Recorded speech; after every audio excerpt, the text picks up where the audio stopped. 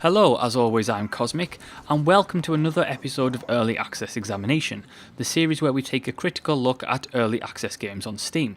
This time we're going to be taking a look at Warhammer 40,000 Regicide, which is a Warhammer 40k themed take on the traditional game of chess. Regicide is being developed by Hammerfall, who are also publishing the game, who are an Australian-based independent developer. For those who have watched my videos before, you will know that I am a big Warhammer 40k fan. I like the tabletop, I love the books, and I like some of the video games. The video games based on the IP in recent times have been a bit of a mixed bag. Before THQ went under, they held exclusive rights to the IP, which has allowed for some of the best 40k games to date, including Space Marine and the Dawn of War series. Since then, however, Games Workshop have opened up the floodgates to any old developer, which has produced some really bad games and some travesties such as the Storm of Vengeance game. 40k fans tend to set a high bar in standards for their video games, and I certainly think that what fans are always looking for in a 40k game is an immersive, narratively driven action-adventure game. Regicide is not that. Regicide is a chess game with some new rules thrown on top. I've seen many people already dismissing the game as a legit 40k game because it's chess, which is just silly in my opinion. I mean, we have themed chess games all the time. We've had themed Star Wars, Lord of the Rings, etc, etc. If you like chess and you like 40k, you will get a thrill out of Regicide just on its face value. The game currently has two sets of rules, which is Classic and the Regicide mode. Classic is just classic chess with 40k pieces. Regicide, however, holds the rules of chess and adds some 40k flavour with skills that can be used. In Regicide mode, each unit has a health bar, and thus units can be killed in two ways. A straight chess move, old classic chess move, pawn takes bishop or something like that, will kill the enemy instantly. Or you can wear down the enemy's unit's health bar by ranged and melee attacks. The Regicide mode is fairly interesting in that it allows you to win chess situations that you otherwise wouldn't have been able to win. Due to having ranged attacks via skills, if you're down to a few units and you don't have the moves to simply get the checkmate that you need, or to take out the opponent's pieces to even the board, you can use skills and ranged attacks to basically wear down the enemy's health, be it their bishop, their knight, or even their king. It's happened to me. I was in an online match where by traditional chess rules I was winning, but the enemy managed to take out my king just by focusing all their ranged attacks and their skills on my king. It was pretty impressive actually. The game, this kind of thing, the whole mechanics of Regicide adds even more tactical depth to the traditional chess game and allows players to create unique strategies to win, and it allows for some pretty impressive comebacks. Skills work from an initiative bar that has a certain number of points which will be depleted when a skill is used. Skills have different values, so a normal snapshot will cost you 1 initiative point, whereas a frag grenade will cost you 2.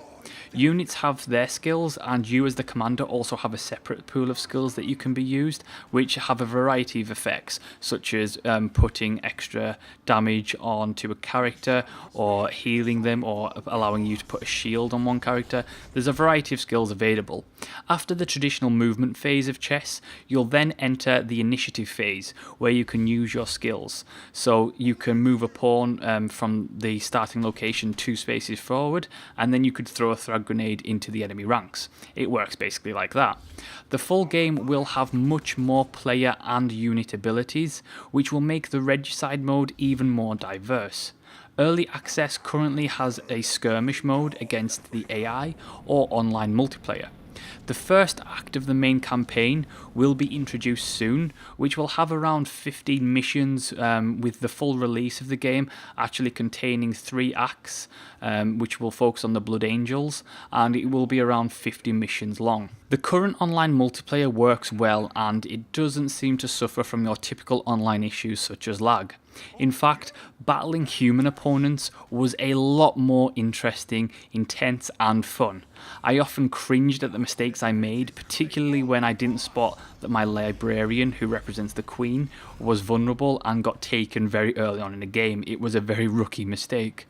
Online multiplayer is what will keep this game going, and I would like to see where they would take it in terms of settings such as timed turns, speed regicide and more. The game in its current form is bare bones, and it does have quite a few bugs, including animations that don't fit what actually happened, audio bugs, abilities not all work correctly, UI bugs and more.